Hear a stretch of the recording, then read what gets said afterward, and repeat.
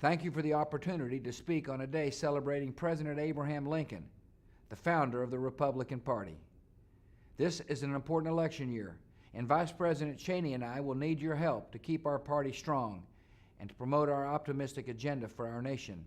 For the past 5 years, our party has made a difference for the American people. By defending freedom at home and abroad, we have made our nation safer. And by trusting in the American people, we have made America more prosperous and more hopeful. We're a nation called to great responsibilities, and I thank all of you for answering that call. Since September the 11th, 2001, our nation's top priority has been winning the war on terror. We have stayed on the offense against our enemies so that we do not have to face them here at home. The terrorists are without conscience, and they cannot be appeased.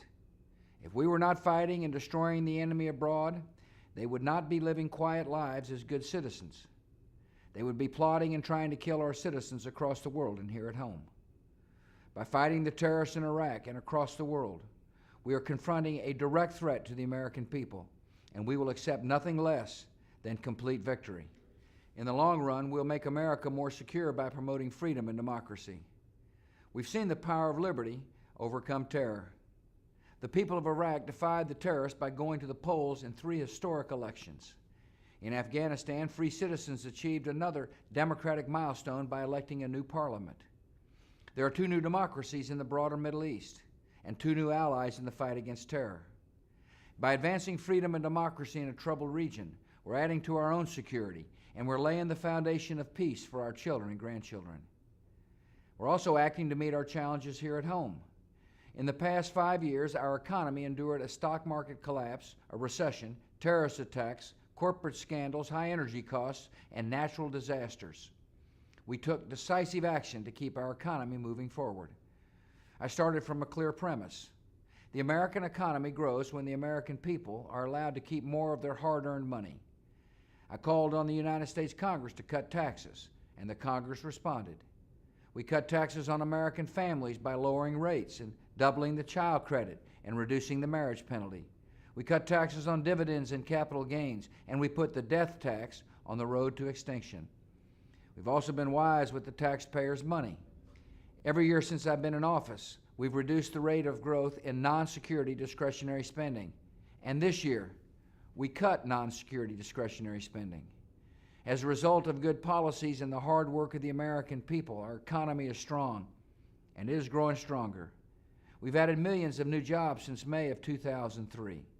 The unemployment rate is below the average of the 1970s, 1980s, and 1990s.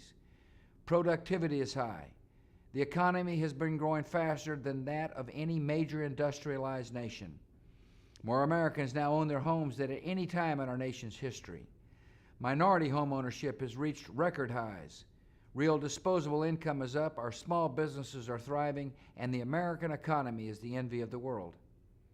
To keep our economy strong, we will keep taxes low and restrain spending. We'll continue to prepare our children for the jobs of the 21st century by insisting on results and leaving no child behind. We will work to make America less dependent on foreign sources of energy. We'll press for legal reforms that protect job creators from junk lawsuits. We will make health care more accessible and more affordable for small businesses and families. And we will continue to open up markets overseas for America's manufacturers, entrepreneurs, and farmers. With a level playing field, American workers can compete with anybody, anytime, anywhere in the world. To build a better world for future generations, we must honor and pass along the values that sustain a free society. Because a society is measured by how it treats the weak and vulnerable, we will rally America's armies of compassion and continue building a culture of life. One of my most important responsibilities is to nominate men and women of character and intellect to the federal bench. I was proud to nominate 2 outstanding jurists, John Roberts and Sam Alito, to serve on the Supreme Court. They will be superb justices on the High Court for many years to come. I'll continue to nominate well-qualified judges who will strictly interpret the law and not legislate from the bench. We live in an historic moment in our nation's history, a time of great opportunity and change. I'm optimistic about America's future, and with your help, we will make America a stronger and more prosperous and more compassionate nation. Thank you for all you are doing. to help grow our party.